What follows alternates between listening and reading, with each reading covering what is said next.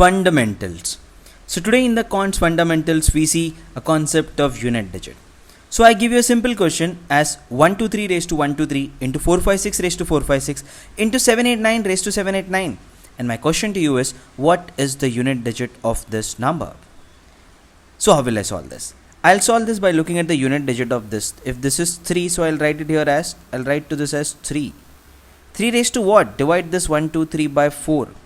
See the remainder of this, 23 divided by 4, 4 5s are 20, remainder is 3, so this is equivalent to 3 raised to 3 into, this is 6 raised to anything, the unit digit always will remain to be 6. Then I write it here for this, so I got it for this. Now we go for this could be written as 9 raised to what? But divide this by 2, the remainder here is 1, so this is equivalent to 9 raised to 1.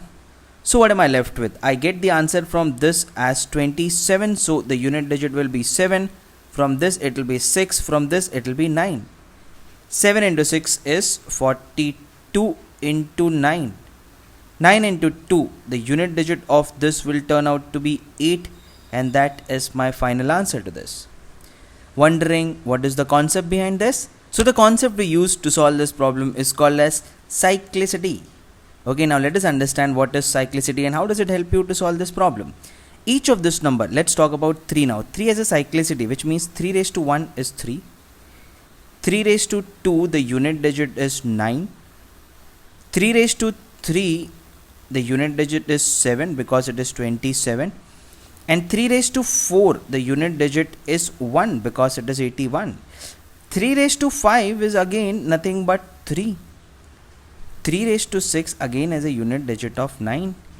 3 raised to 7 has a unit digit of 7. And 3 raised to 8 has a unit digit of 1. Which means what? After every 4 power, the unit digit of 3 gets repeated. So 3 raised to 1, add 4 to that, that will be equal to 3 raised to 5. 3 raised to 5, add 4 to that will be equal to 3 raised to 9. All will be having a unit digit of 3. Similarly, this is 3 raised to 2, add 4 to that is equal to 3 raised to 6, add 4 to that is equal to 3 raised to 10. All will be having a unit digit of 9. So if I give you this 123 raised to 123, which is nothing but 3 raised to 123, and I need to find out what is the unit digit of this. What is the unit digit of this? You have to find out what is the unit digit of 3 raised to 123. Simply divide this by 4 because my 3 has a cyclicity of 4. So in case I ask you what is the unit digit of 3 raised to 7, how will you find this out? You will divide 7 by 4. 7 divided by 4, the remainder is 3. 4 ones are 4, so this is equal to 3 raised to 3, so the unit digit is 7. You have to just divide it by 4 to get the remainder to reach to the answer. In short, no matter how complicated the number is, we get it in terms of this. And once we get it in terms of this, we know what is the answer to it. So that's why I divide this by 4. So now let's get the remainder. This is equivalent to 3 raised to 23 divided by 4. 4 5s are 20, 3 raised to 3. So this is equivalent to 3 raised to 3. So the unit digit will be 7. That's why I write this 7 here.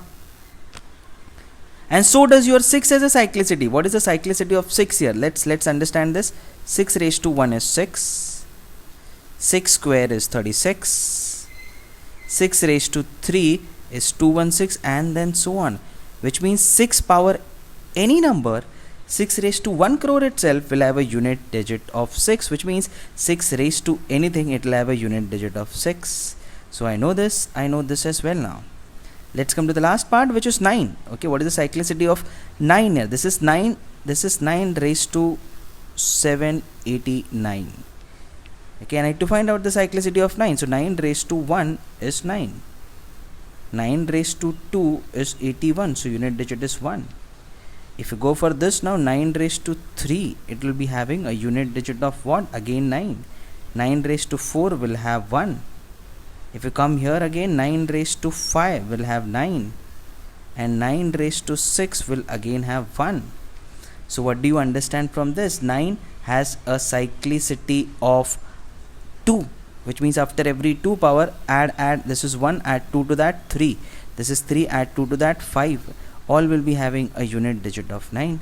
Similarly, this is 2, add 2 to that 4, add 2 to that 6, all will be having a unit digit of 1. So I just saw what is the power of 9. It was odd power. It means it is going to have a unit digit of 9, because odd power always gives you the unit digit of 9, or else you could just divide this by 2 and get the remainder as 1. Okay, because it has a cyclicity of 2, I divided by 2. Any which ways you get the unit digit as 9. Now you just have to multiply and see the final answer, which is 8. What is the logic for this? If I ask you what is the unit digit of 12 into 12 into 12, well, it is quite simple. I don't want to know the entire answer, that is 12 cube, that is 1728. If you need to find out unit digit of this, it is unit digit of this into this into this. So 2 into 2 into 2, that is 8. That's what the logic I had applied here. I find the unit digit of this, then I find the unit digit of this, then I find the unit digit of this. I multiply all three to get the unit digit of this final expression. So it looks like a magic, but eventually it's a logic. The logic of cyclicity that is being used to solve problem of unit digit.